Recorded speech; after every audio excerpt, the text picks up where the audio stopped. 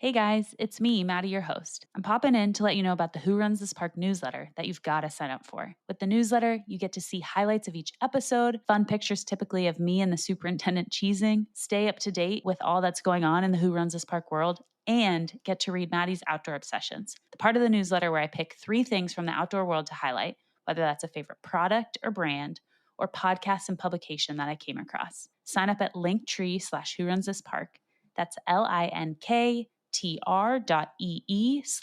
Runs This Park. Check the show notes for more information. This may surprise you a bit, but I got to tell you, I think some of the most impressive physical feats that I see here are actually, we get to see families that come from all over the country who may not have spent extended time in the outdoors or spend time in the outdoors together. And you see parents coming together with their young kids or their teenage kids, and they've never seen a moose or a grizzly bear. Perhaps they've rarely been camping. And you see these parents and grandparents or adult mentors, and they are spending the physical time, they're spending the mental and emotional energy to really try to get their kids connected to the outdoors. Welcome to Who Runs This Park, a podcast where you are invited into the hearts and stories of those who have committed their careers to the protection and preservation of our great national parks.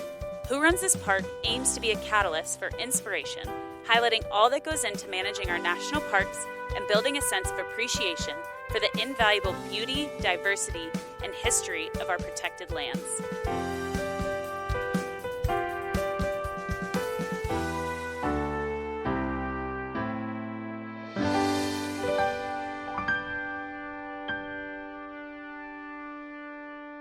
Today, we have Chip Jenkins with us, Grand Teton National Park Superintendent. Grand Teton National Park, located in northwestern Wyoming, entails an awe-inspiring and rugged mountain terrain with jagged summits, pristine alpine lakes, and abundant wildlife. Chip himself has made his mark and stewarded some of our country's most precious gems, including Mount Rainier, North Cascades, Yosemite, and now has been superintendent at Grand Teton since 2020. Chip's heart for our national parks is evident in his career progression, in the awards he's won, and in the way he's involved in the Jackson community, currently serving as the chair of the Greater Yellowstone Coordinating Committee, which we'll spend some time later in the episode talking about. As Grand Teton is one of the first national parks I got to go to as a kid, it's truly the highest honor to have this conversation today. Chip, welcome to Who Runs This Park. Wow, thanks, Maddie. Glad to be here. Yeah, a way I love to start off the conversation before diving into what got you into the National Park Service and all of that is starting with where you are right now and what is one of the more unique or craziest situations you've had as Grand Teton Superintendent. Well,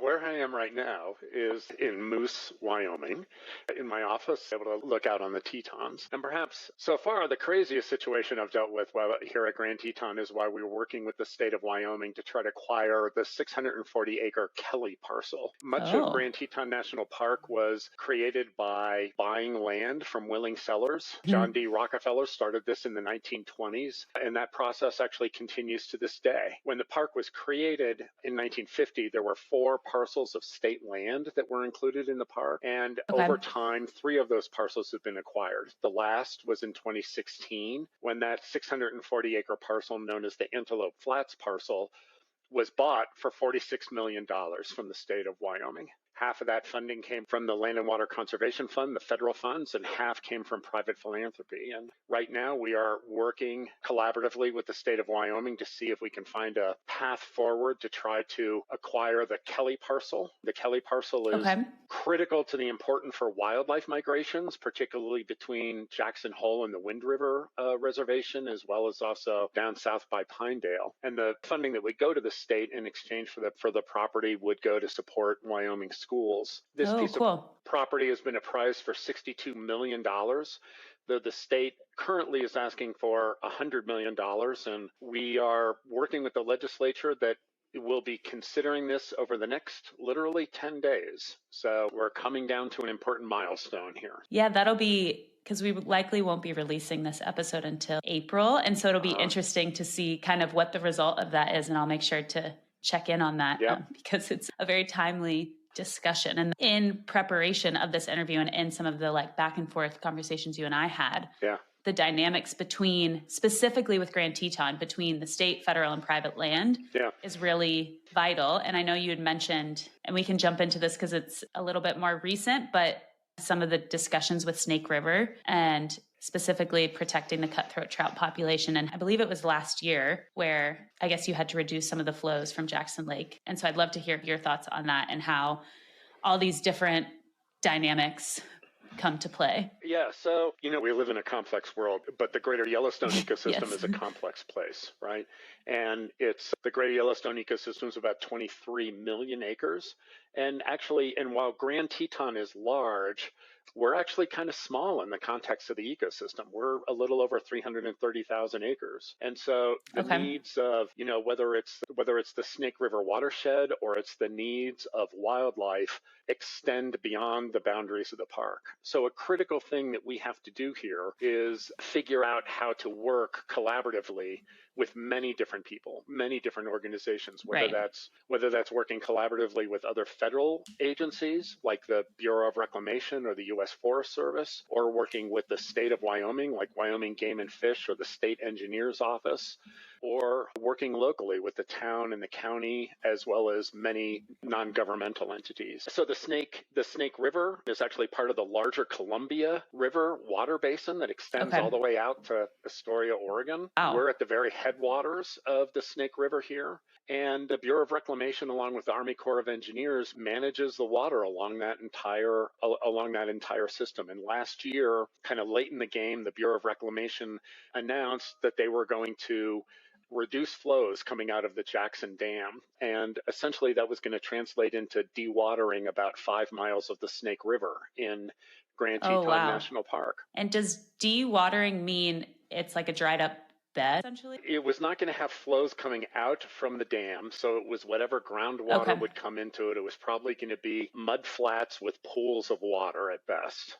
Okay. And that was just the first 5 miles below the dam. And then, of course, the effects of that lower flow would be felt down through the rest of the park. When we became aware of that, we, of course, raised our concerns up through the director of the Park Service and to the Secretary of Interior's office. But simultaneously with that, we also worked very closely with the state of Wyoming and nonprofit, non-governmental entities in order to be able to make sure that people understood what was being proposed and what the potential consequences were. And, there was very, very quickly plans were put in place in terms of changing that direction. But part of what we did at that time is we in the park, we were very focused on not just trying to address that immediate crisis, but actually try to raise awareness that we needed to put in place a more durable, long-term framework for collaboration. Right. We really were encouraging that we needed to set up some sort of watershed coordinating group or some sort of watershed council. And fortunately, our friends at Trout Unlimited stepped forward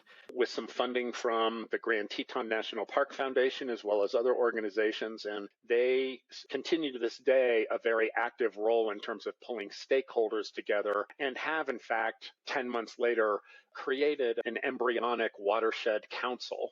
The goal. Some might say record speed in the governmental world. Yeah, well, it's a new organization and it's a new collaboration, and so that means that people are learning how to work together, and we're halfway through winter and headed towards spring, and to the credit of the Bureau of Reclamation, they have already started conversations about what spring flows might look like, and everybody is working together to try to ensure that minimum flows for fisheries and wildlife will continue to be maintained. The thing that keeps coming back is you have a lot going on. There's a lot kind of always to manage and work on. And for context for folks who will be listening to this, when I was preparing for the interview, this is just kind of a fun tangent, but when I was preparing for the interview, I saw both you and then Cam Shawley with Yellowstone at a C-SPAN. It was on C-SPAN. It was a conversation with the governors of, I believe, Wyoming, Montana, Arizona, and Utah. And for me, that one, I think that shows, and we'll keep coming back to this, like it's a heartbeat of our conversation of just the importance of the Greater Yellowstone ecosystem to different conservation works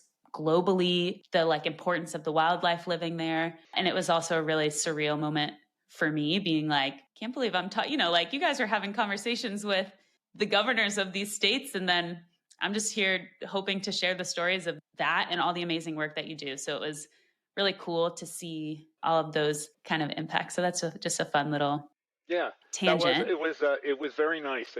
First of all, Cam and I work very collaboratively. We talk and we communicate quite frequently about what's going on, whether it's about floods in Yellowstone, or it's about grizzly bear management, or it's about visitation or whatnot. And we are very fortunate that in this part of the world, we have a close collaborative working relationship with the Wyoming governor, and we work closely with state agencies. And as you said, the Greater Yellowstone Ecosystem is not just significant to America, but it's internationally significant. Last summer, there was the first global summit on ungulate migrations. So ungulates are animals like deer and moose and elk, pronghorn. Okay. The first summit bringing together researchers and managers from around the world to focus on ungulates, particularly their migrations, was held here in Grand Teton at Jackson Lake Lodge. Wow. We had researchers and scientists from the Serengeti, from Mongolia, from Europe, from the Arctic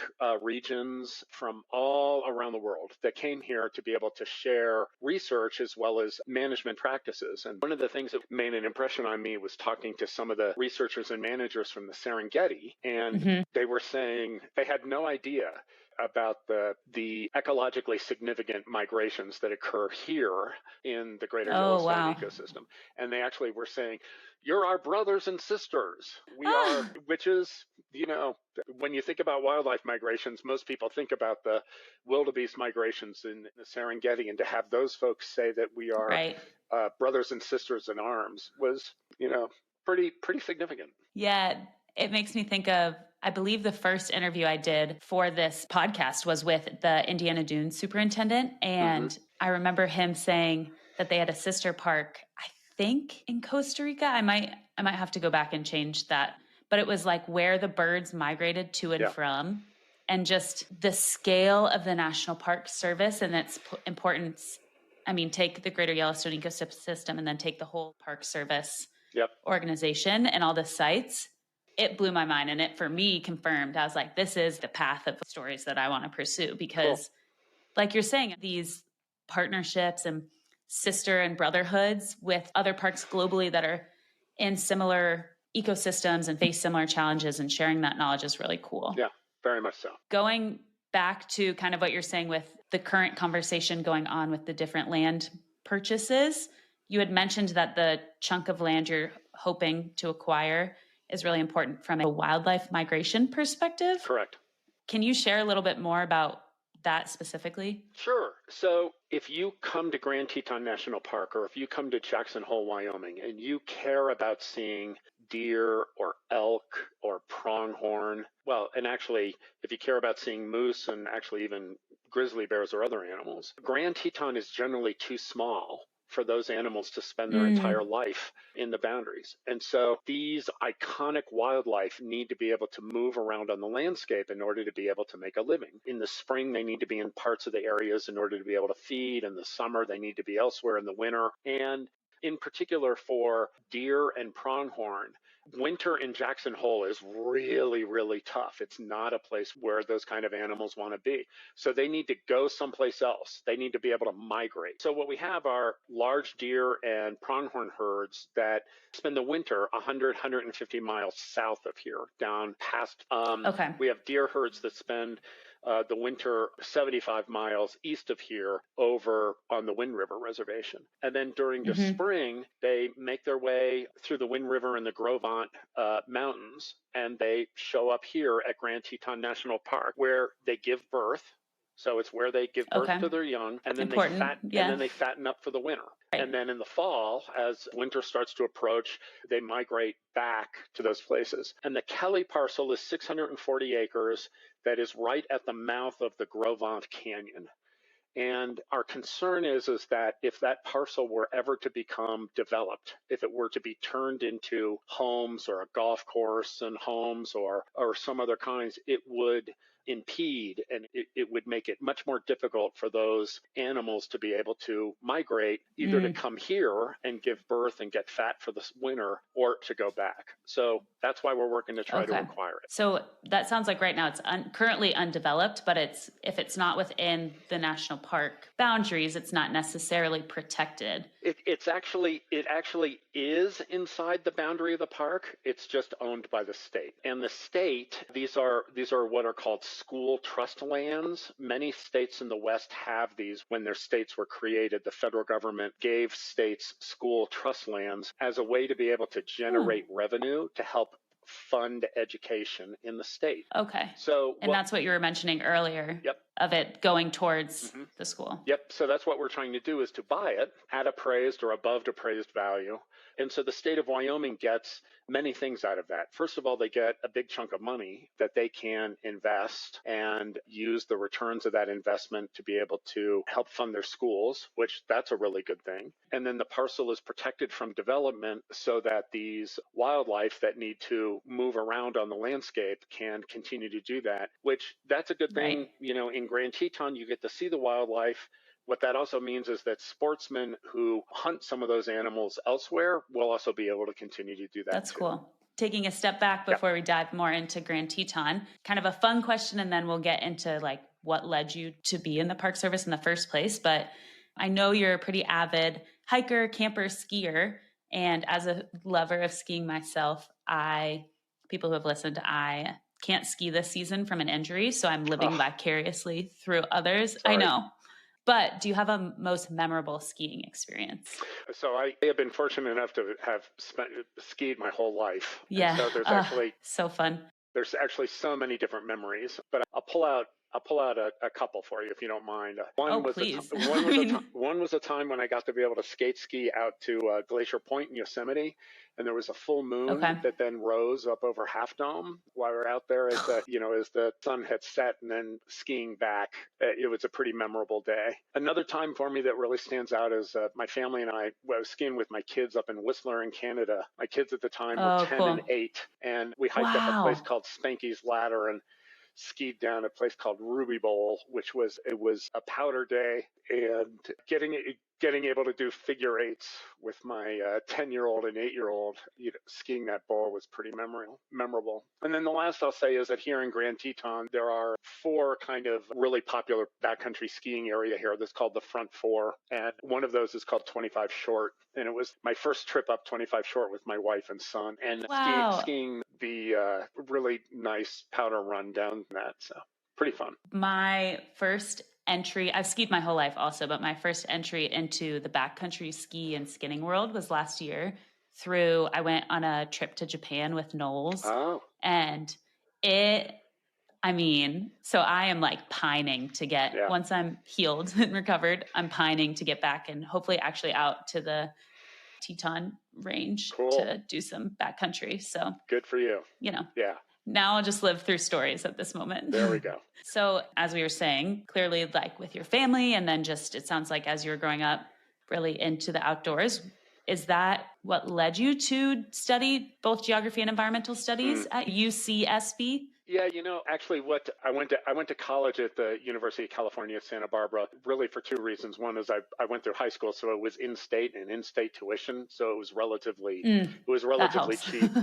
And then it is kind of a spectacular landscape being right there on the Pacific Ocean. So those 2 things more than anything else. I did not know what I wanted to study when I was in college. In my sophomore year in college, I did a quarter-long program that we spent in Colorado and Utah, learning firsthand about the challenges of managing lands and maintaining communities. And that was a really formative experience for me. In addition to learning how to backcountry ski and snow camp and introduction to rock climbing and the Red Rock Desert around Moab, I have several really distinct memories from that. One was outside Gunnison, Colorado, talking with a county commissioner who was also a rancher, and it was calving season.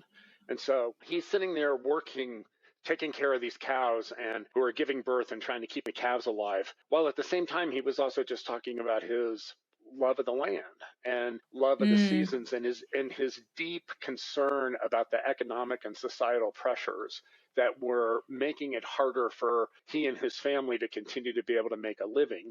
And there were all of these pressures from mining and from oil and gas and from tourism, and just kind of, hearing about how he had stepped up to be a local elected official to try to help his community try to navigate through that. And then that's cool. Later on in the trip, we were at a place called Rifle, Colorado. On the day or the day after, Exxon announced that they were shutting down the big oil shale production project there, and they instantaneously threw 2,000 people out of work. And we were there like the day after, and where all of these people who they were making good paychecks and instantaneously were thrown out of work. And it was seeing kind of this classic boom and bust cycle that had lasting impacts on Colorado, and just being right there as these people were just grappling with their lives being completely upended. And then later on in that trip outside Moab, we had a chance to camp on a ranch owned by a gentleman named Bates Wilson.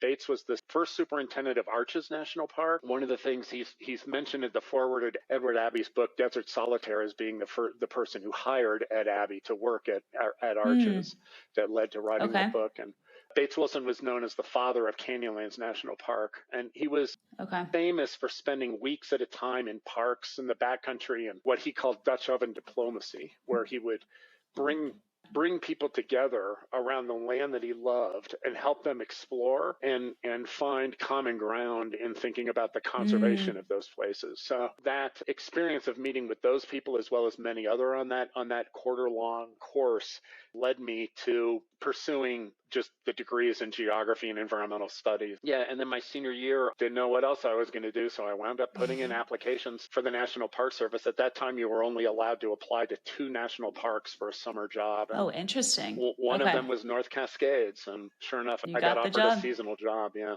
Cool. Yeah, you're making me think of when I had interviewed Suzanne Fleet Green. She's the superintendent of Lake Clark up in Alaska. And the reason she went into both the Park Service, but more, she had like a career in Washington and then in the Alaskan government before being in the Park Service. And it was because she grew up around some of the really heated debates about Alaska. Yeah. And like how to use its resources and stuff. And that kind of informed and created her passion for public lands, and just kind of similar to what you're saying of the challenges and the dynamics and the conversations. And it's cool for me to hear about those, because where I grew up, it wasn't, I don't know, even though I grew up in Austin and there's like, oil, Texas is like, has a lot of oil and stuff. I just wasn't as exposed to it. But yeah, it's, as I've learned more about it, it's really complicated, and you can't really easily take one side or the other. Like there's so many different facets of it. So that's cool that you got that experience in college, and then before you had to like declare a major and all of that. Yeah, was very lucky. So then kind of did that start your tenure within the Park Service, and how did you transition into being in a permanent role? Yes, that did. Yes, I started, worked seasonally for a couple of years, and I had some mentors who gave me advice that was essentially, hey, look, you can work as a seasonal ranger for a number of years or a long time, and you can have all sorts of adventures, and you can meet all sorts of wonderful people, and you can do all sorts of important work. The work you do is very frontline and generally is not going to have as great an impact on policy or long-term effect. And you will be subject to kind of the whims of seasonal employment. And so as an alternative, you can pursue some other avenues. And so I was fortunate in terms of, being able to land a job working in our Denver service center that ultimately led to a permanent position. So it's cool that you say, it sounds like you took the path to have that impact from a policy perspective, and now being at Grand Teton, like we talked about and we'll continue to discuss, just the importance of that ecosystem globally. Yeah. I feel like you're in a really great spot to have that impact. Even talking about the Watershed Group and then some of the organizations that you're in that we'll talk about in a bit. So it sounds like you made the right decision. Well, there's no other way to put it. I have been blessed in order to be able to have a career that has enabled me to do what I feel like has been, important work, impactful work, to be able to meet all sorts of wonderful people and to make a living at it. Yeah. And, sprinkle in some outdoor adventures in there, and it's not too shabby. Yeah. Right. So as we mentioned when we were doing the intro, you've worked at some of our most notable, I think, parks in the US and on the West Coast. Similar with skiing, I'm sure there's a ton that come to mind, but are there any experiences across Mount Rainier, North Cascades, Yosemite that come that stick out to you? Yeah, this may actually surprise you, but like some of the ones that are most formative to me is I spent almost 5 years at a place called Santa Monica Mountains National Recreation Area in Southern California. Yeah. The Santa Monica Mountains lie right on the Los Angeles-Ventura County line. The entire town of Malibu is inside the boundary. It is a big, cool. big natural area in close proximity to a huge, diverse population in LA. And it was there where we had to work doing all sorts of things, whether it was working with developers to try to figure out how people might develop part of their land and then put part of their land in conservation easements. There were some of the first studies going on in terms of large carnivores, mountain lions, and how mountain lions move through those communities, including going under drain pipes under the 101 freeway. And and there's actually a huge project that just started a year ago to create the world's largest wildlife overpass to be able to support that wildlife movement. Oh, like a bridge? Yep, that's right. Yep. Whoa. Yeah. Whoa. Yeah. Okay, and so crazy. Just all that comes from having a really big natural area right next to a lot of people. And the fact that you can have things like mountain lions and helping people be out there to recreate, but also dealing with complex ecological processes like wildland fires. So, and then another place is I was my first superintendent job was at a place called Lewis and Clark National Historic Park on the Oregon coast. It's right where the Columbia River runs into the Pacific. And I was there for the Lewis and Clark National Bicentennial, the 200th anniversary of the Lewis and Clark expedition. And 30 days before the commemoration is to roll into town, the historic Fort Clatsop that Lewis and Clark, an exhibit that commemorated Lewis and Clark having spent the winter there, burned to the ground. It was like this huge catastrophe in terms of like the primary iconic place that people were coming. And there was just this huge outpouring of support from around the country to be able to try to help us. Literally within 24 hours, I had timber companies offering to provide hundreds of logs and people with chainsaws to come and help rebuild the fort. Wow. And the team that we had at Lewis and Clark, along with the community team that we worked with, we turned kind of that tragedy into really a big opportunity. And we involved over 700 people who spent their time and effort to help us rebuild the fort. People came out and supported us in ways. It just taught me a lot about citizen stewardship. And then you mentioned Yosemite. I'll say that the thing probably also very formative in my career and my life was I happened to be in Yosemite in 1997, which was a huge flood. They have that picture of like the flood line. Right. I think I was looking up some articles and it's, probably taller than me standing. Yes, that's right. Yep. It was a huge flood. Yosemite closed for over 3 months. There were hundreds of millions of dollars in damage, both going through being in the park and going through the flood and ultimately how we had to evacuate people, but then being there. And it was at a time when there was a very visionary plan for Yosemite called the 1980 General Management Plan. And it was at a time when people were really frustrated or were giving up hope of being able to make substantial changes in the infrastructure in the park there. And that flood served as a catalyst. And I will always remember sitting in, the superintendent was BJ Griffin. She hired me, sitting in with BJ with key members of the leadership team as we were talking about what to do after the flood. And this was just like 4 or 5 days later after the water had receded, and putting the cost estimates together of what it was going to take to replace things. And BJ just kind of sitting up and like, we're not putting it back the way it was. We're using this as an opportunity to do what's right and to try to make it better. And so rather than just thinking about what was it to replace it in kind, we followed BJ's leadership to like, what was it that to try to do right by the place? And very, very controversial, 5 different lawsuits, controversy that continues to this day. But that flood and BJ's courage to say, never let a good crisis go to waste, and like try to figure out how to continue to try to be better and do things right, that continues to play out in Yosemite today. And it's just in anything, it's typically easier to put things back to how they were. It takes a special type of leadership. It takes honestly more work to reinvent, reimagine, and rethink through how do we do it better. That's really cool that was early on in your, kind of helped maybe inform your then superintendency. It did. It really did. And Maddie, you're so right, because so many people are invested in kind of just maintaining the status quo or just trying to return things the way they were last week. Because parks are parks create very, very strong memories, and those strong memories make for very, very passionate caretakers. And when you're talking about making changes to these places, for many people, that means you're talking about making changes to their memories. And that can be scary. Yeah. I know you had spent some time as regional director, and I would love to hear how you feel that role really differs from being superintendent at the different parks. Sure. So, I was acting regional director in Denver, and I was a deputy regional director. So, but pardon me. Yep, that's okay. But in those jobs, I think the big part of the expectation is to hire, coach, train superintendents. I mean, it's to bring on people who are in leadership positions at the parks or at regional programs, and to really try to help them assess the situations that they're in, assess what the strategic needs are, and then work to support them either by helping them try to get the resources that they need, or help them as a coach and an ally how to go about doing their work.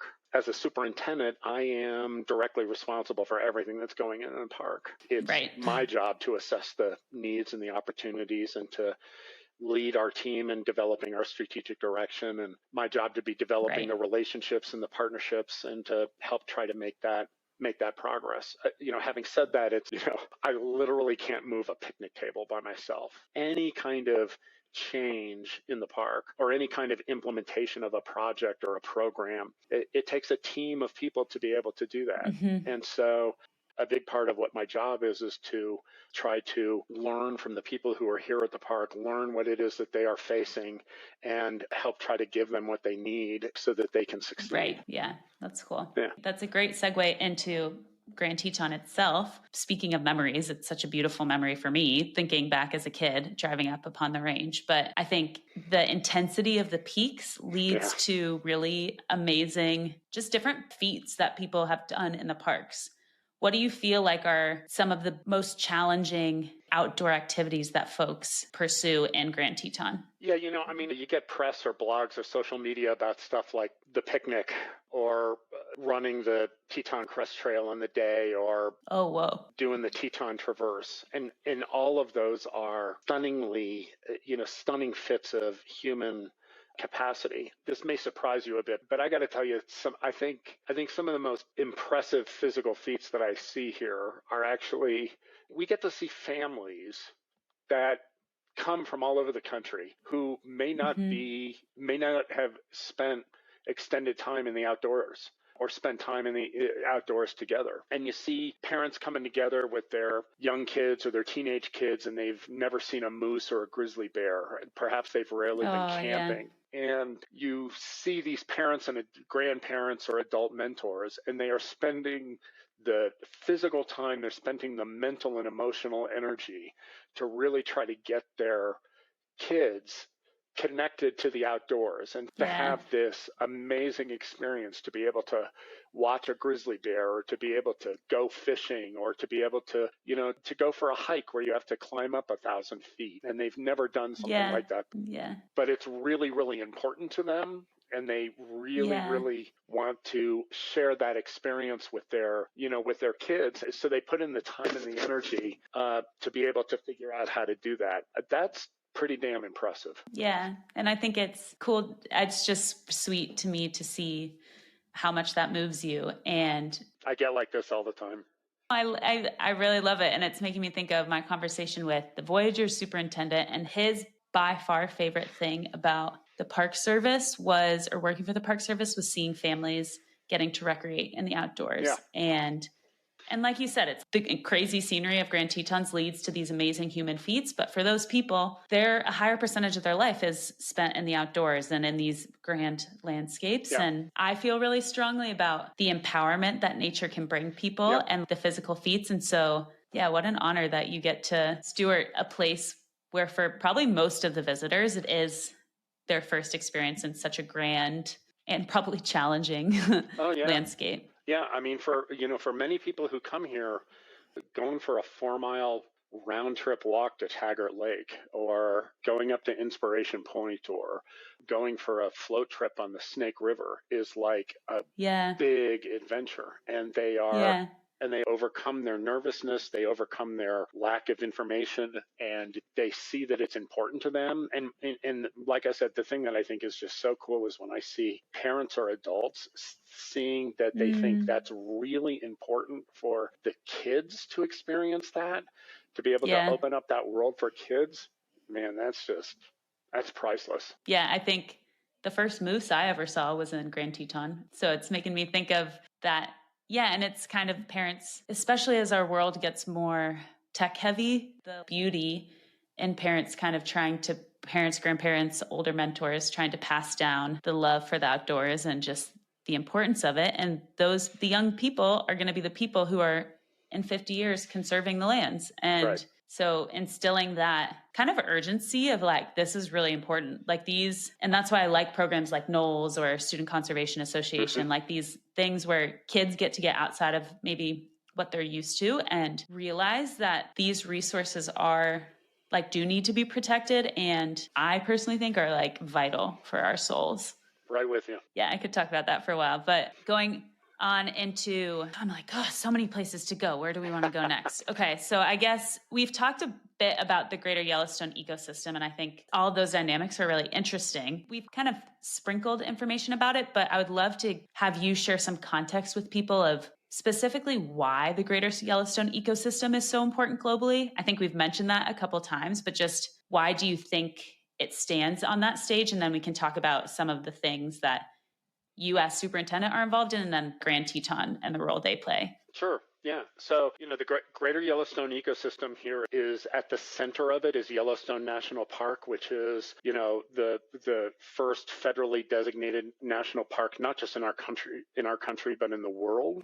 Yellowstone was set aside for the combination of the geologic wonders, all of the thermal features, the geysers and the hot pots, but also the wildlife. And for well over 100 years, Yellowstone served as a refugia, a place of refuge for some of the most iconic species in the lower 48, grizzly bears, bison. But Yellowstone is 2.3 million acres. The entire ecosystem is 23 million acres. So Yellowstone is a tenth of the entire ecosystem. And Yellowstone, I remember because we did Grand Teton and Yellowstone together as a kid, and you drive a lot. That's big. Like something that I take away from it is like, it's a big park. Yeah, and this ecosystem is big.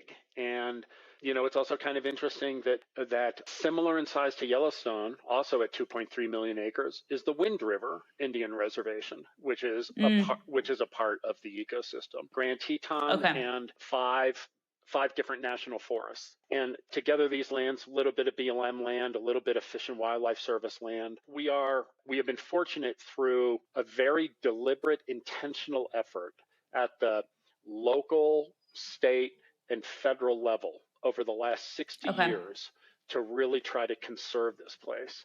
And it was 60 years ago this year, 1964, that the federal agencies got together and signed a memorandum of understanding recognizing the importance of the ecosystem, but forming a coordinating group of the park superintendent, Fish and Wildlife Service refuge managers, the Forest Service supervisors, with the intention of just trying to increase collaboration amongst those federal entities. And over that time, we have had some really remarkable conservation successes. We have recovered the bald eagle population. The peregrine falcons have recovered. Most noticeably, the entire ecosystem is full of grizzly bears. This last summer, the Interagency Grizzly Bear Study Committee, they announced that the Greater Yellowstone Ecosystem is full of bears. Wolves have been restored to the landscape. Trumpeter swans have been on the upswing. Beavers have been restored to the landscape. I mean, it's really just a remarkable series of successes that, again, it's because people working locally at the state, federal, with nonprofit organizations have all been, yes, working through fights, yes, working through arguments, yes, working through controversies, but generally the trajectory has been one towards greater improvements to the ecosystem. all in the face of more people living on the landscape and substantially more people visiting here. And so, Right. having all of those work in concert is pretty darn remarkable. And I'm not, in no way am I shortchanging that there are challenges that we face going forward, challenges with increasing development and the challenges in the face of a changing climate. But the progress that has been made over 6 decades is something really that I think people should celebrate. Yeah. One question that I have of just my curiosity, and then we'll go into talking more about just as more people are coming to these areas. Do the towns like Jackson and all these towns, are they considered in the ecosystem? Mm-hmm. Yes. Okay. Yeah. Okay. So it's just the public undeveloped lands. Right. I think that's something that has evolved again over the last 60 years. As part of it is a recognition that a thriving and sustainable ecosystem means that we've got thriving grizzly bear populations. We also have thriving schools. That we have healthy bald eagle populations. We also have the place for people to be, we also have good quality jobs. We have beavers that are back on the landscape and that are modifying the landscape at the same time that we have affordable and sustainable housing for people to live in. And so I think there is a much greater recognition that there is this people need to be able to live quality lives on the landscape at the same time that we have a quality natural environment. The other thing that has evolved over time is also just an understanding that humans have lived on this landscape for 20 to 30,000 years. And that people have been a part of this landscape, that they have managed this landscape, that they have participated in making quality lives, if you will, for 20 to 30,000 years. And that there are things that we can learn from the people who have been on this landscape for millennium that can help infuse what we do as we go forward. Right. I know you had mentioned that you are on the Yellowstone Coordinating Committee as the chair. Yep. Is that the overarching governing body of the Greater Yellowstone Ecosystem? Well, it's what it is. Yeah, I don't want to say governing in the sense that we have what we have legislative power. Yeah. The coordinating committee it's a collection of 5 service supervisors, 2 park superintendents, 3 Fish and Wildlife Service refuge managers, 3 BLM state directors, and the game and fish directors from the 3 state agencies, so Wyoming, Idaho, and Montana. And we meet regularly. We have a series of goals that we are working on together. Mostly it's just collaboration to try to coordinate our work across the ecosystem. We have 9 different work groups that work on a variety of different things like wildfire management, wildlife, aquatic invasive species, addressing weeds, aquatics and fisheries. We pool some of our resources, but a big part of what we do is we serve as a framework for leaders throughout our organizations to be able to come together and try to have a better understanding of what each of us are doing and how to try to align our work so that we are in support of each other across artificial boundaries. Yeah. Right. And a big thing that we're doing right now is, like Cam and myself and others, we get asked the question of, how is the Greater Yellowstone Ecosystem doing? And at the moment, it's short of the anecdotes I used, it's not easy for us to answer that question. So we actually have our 9 subcommittees working on an assessment, a status of the ecosystem. So we're putting together a series of reports based upon existing available information. We're looking forward to publishing that in about a year. Every 2 years, there's a science conference that is held, and we're looking to focus the science conference this year on the 60th anniversary. Where are we? What is the state of the ecosystem? And where might we need to go over the next 5 to 10 years? This ties back to what you were saying earlier of just the Greater Yellowstone Ecosystem. Part of it means that there's flourishing animal populations or wildlife populations. But then, like you said, good schools, a realistic place people can live. And I think one of the more cutting edge developments that you shared was the Sustainable Destination Management Plan that Jackson Hole is working on. I believe you or the park itself are playing a role as like an advisory member.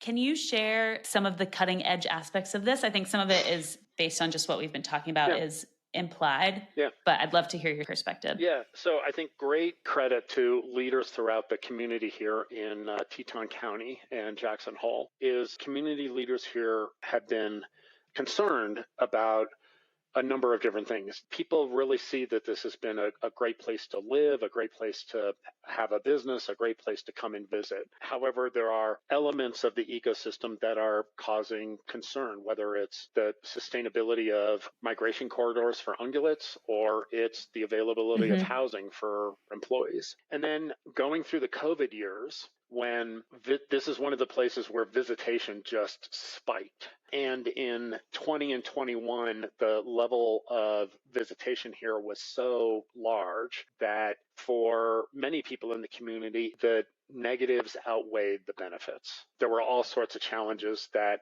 it just didn't work for the community the way that people wanted it to. Right. And so the Travel and Tourism Board, the organization that was created for helping to kind of promote and encourage tourism, had the courage and the forethought to launch a program called the Sustainable Destination Management Plan. And the idea was to really try to have a community-wide conversation about what is it that the community wants going forward and what are key areas of concern and interest, and how might coordination across sectors be better in order to be able to try to make things better and preserve what people like here. And so there was about a year-long effort. I was asked to be on the advisory board as an ex officio that guided that effort. I was pleased to join other community leaders and to be able to do that. And then once the plan was completed and adopted by the tourism board, they shifted gears to implementation. And so what they've got is a council. And again, I was asked to participate on the council with other community leaders, which we're doing. And now it's working through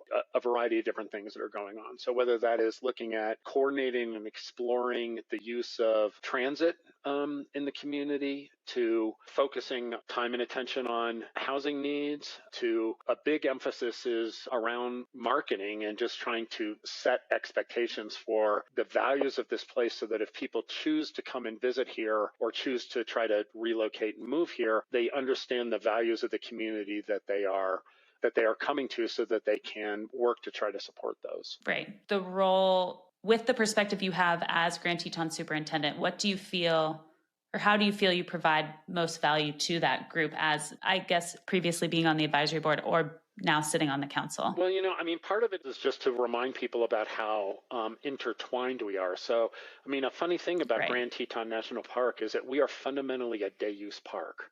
So what I mean by that is somewhere between 13 and 15% of our total visitation spends a night in the park, either in the lodges or in the campgrounds or in a backcountry permit or climbing. So only 13 to 15. That means 85% of the people who come and visit the park are spending the night someplace else. They spend the night in Jackson. They spend the night in Driggs. They spend the night in Idaho Falls or over in Du Bois. And then they drive to the park for the day. They engage in all sorts of wonderful things to generate memories, and they drive back out of the park and they go back to wherever it is that they're spending the night. And so that experience of where they're spending the night, the activities that they're doing in the community, what it is that they get in terms of information and their trip to and from the park, we are connected that way, right? Yeah. And working together to be able to try to set kind of common expectations and to understand where there are challenges that we need to work to try to address. It gives us a firmer foundation to work on, if that makes sense. Yeah. Do you think most parks are mainly day use, or do you feel like Grand Teton in that percentage is unique? So I spent a total of 9 years working at Yosemite National Park, and it's a very similar dynamic for Yosemite. That I think it's somewhere in the vicinity of 80% of the visitation to Yosemite are day visitors. There is an enormous amount of people who are coming and visiting the park as a day trip, whether they're staying in one of the local gateway communities or they're coming from as far away as Sacramento or San Francisco for the day. And that creates a whole series of just really interesting challenges as of what you're trying to do is kind of accommodate that tide of people coming in, and in the morning, they're around in the park, then they go back out in the afternoon. Here at Grand Teton, during the summer, we're between 18,000 and 25,000 people come into the park every day. And just a few folks. Yeah, the town of Jackson is 10,000 people. Wow. And we have 18 to 25,000 people coming into the park every day. That comparison really gives you some context. Right? Yeah. So the quality of the visitor experience, transportation, logistics in terms of how we're Mm, trying to provide food, but it's also how development happens and how we work to try to ensure everything from water quality to the ability of animals to be able to move on the landscape. We are right. dependent upon each other. Right. Super nerdy, but it's making me think like I was in the tech world before this. Mm, And so the whole idea is like cloud computing. When you have a huge influx of traffic, it can go on empty and ready computers to be right. processed. Right. And the Park Service does not have that luxury. Right. There's like, it's like a very challenging fluid dynamics problem of like, how do you There we go. kind of manage these really high influxes at certain times of the year and at certain times of the day Right. without building a 15-lane road There we go. going into the park. Right, right. And in many places, I don't mean to speak for other parks, but like my time in Yosemite, I think Cam would say this about Yellowstone here, right? The scarcity is parking spots, right? Where park cars and how long the cars, and then we've done a bunch of research in the last couple of years to try to get a better understanding of how people move around in the park. And part of that is it's not just that a person parks in a parking spot. It's that in some places they're parked in a spot for 20 minutes. So that parking spot turns over every 20 minutes. In other places, people park for an hour and that parking spot turns over every hour.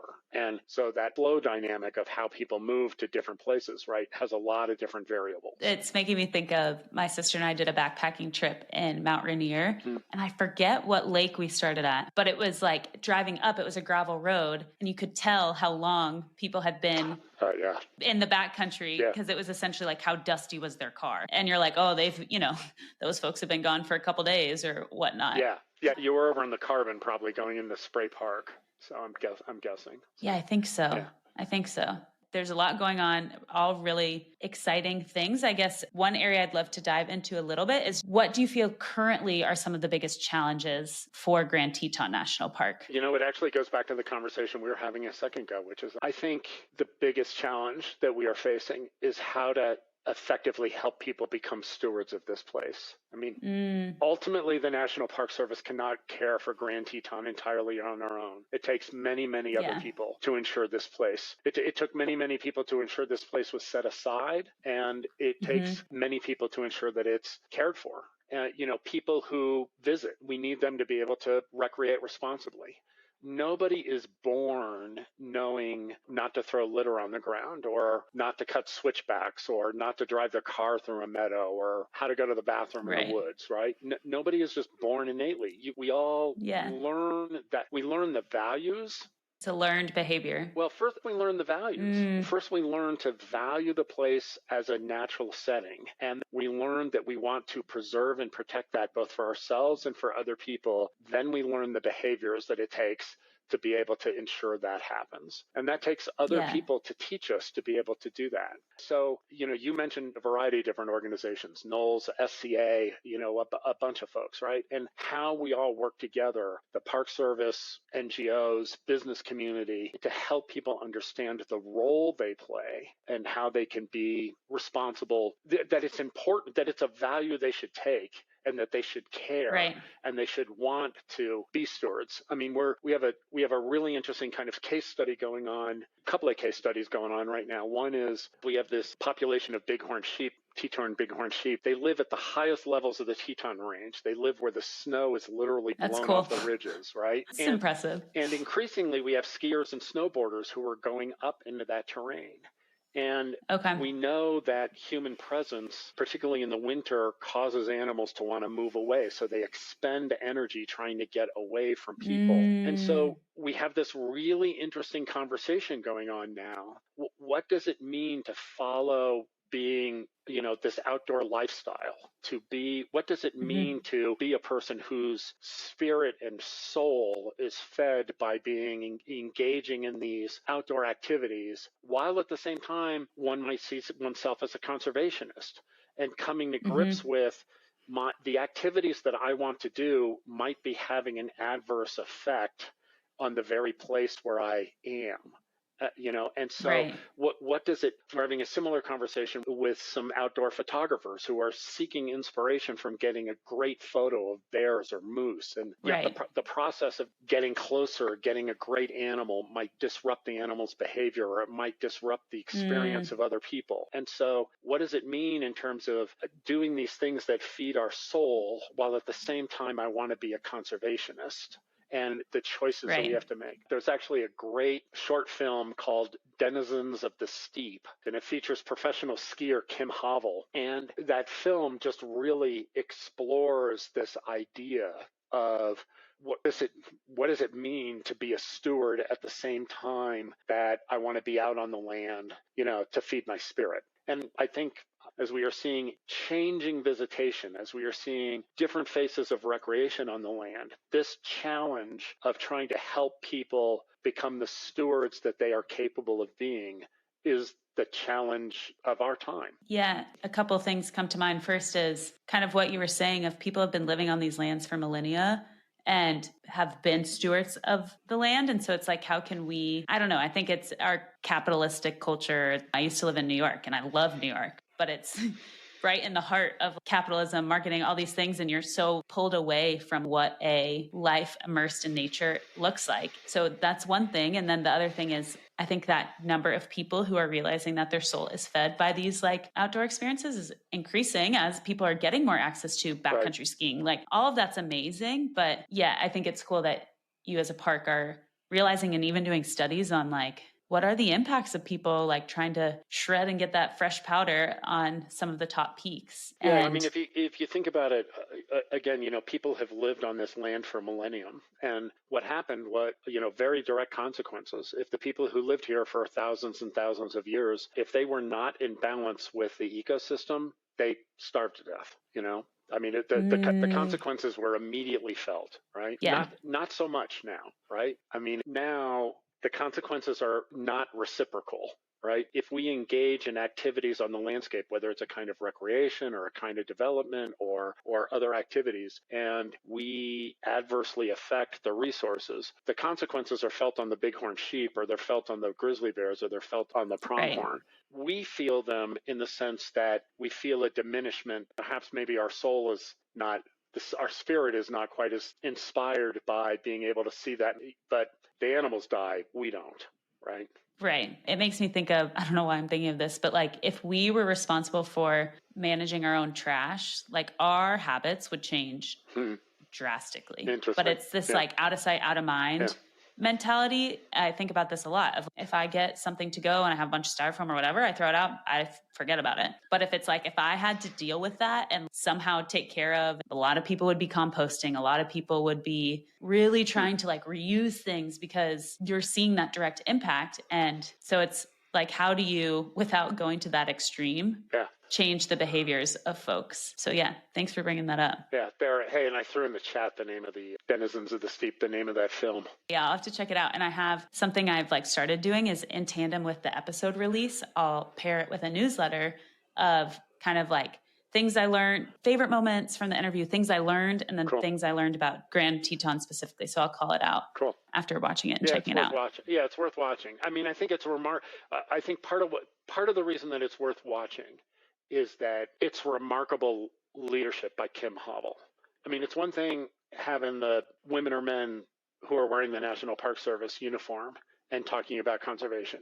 It's entirely a different thing in terms of having an ambassador, a person who is a pro, in the field, saying, "Hey guys, this is what this is what the ethics of our activity are about, and what we ought to do." Yeah. And going back to the biggest challenge is, how do we work with different sectors? How do we work with different collections of people who find joy and find meaning by being in a whole bunch of different activities on the land, and developing more people like Kim, who is an ambassador for the ecosystem. Yeah, that's cool. Yeah.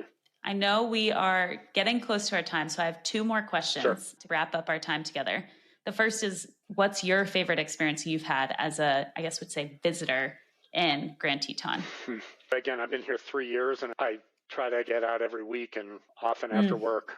So there's a lot. I would say, there's a great memory of skiing across a frozen lake in the spring with my wife. And there was a grizzly going along the shore that was looking for food. And we watched it as it kind of tore apart a beaver lodge. It was, pretty amazing while you're out there on a lake and, a quarter mile away, half mile away over there, that grizzly bear's doing that. Just going to town. Yeah. One time, I think coming down from having climbed the Grand, and we were in the lower saddle and the sun was setting in the west over Idaho at the same time that the full moon was coming up over the Wind River Range and the Gros Ventre. Just that, and watching the shadows both east and west as they were growing from that vantage point was, two favorite memories. Pretty surreal. Yeah, two favorite memories. Yeah, I always think of my dad when it's the long light of the sun setting. Yeah. It's it's beautiful. The mountains are beautiful at all times of the day, any weather condition, but there's something really special about, and I'm usually not up for sunrise. So the long light that I see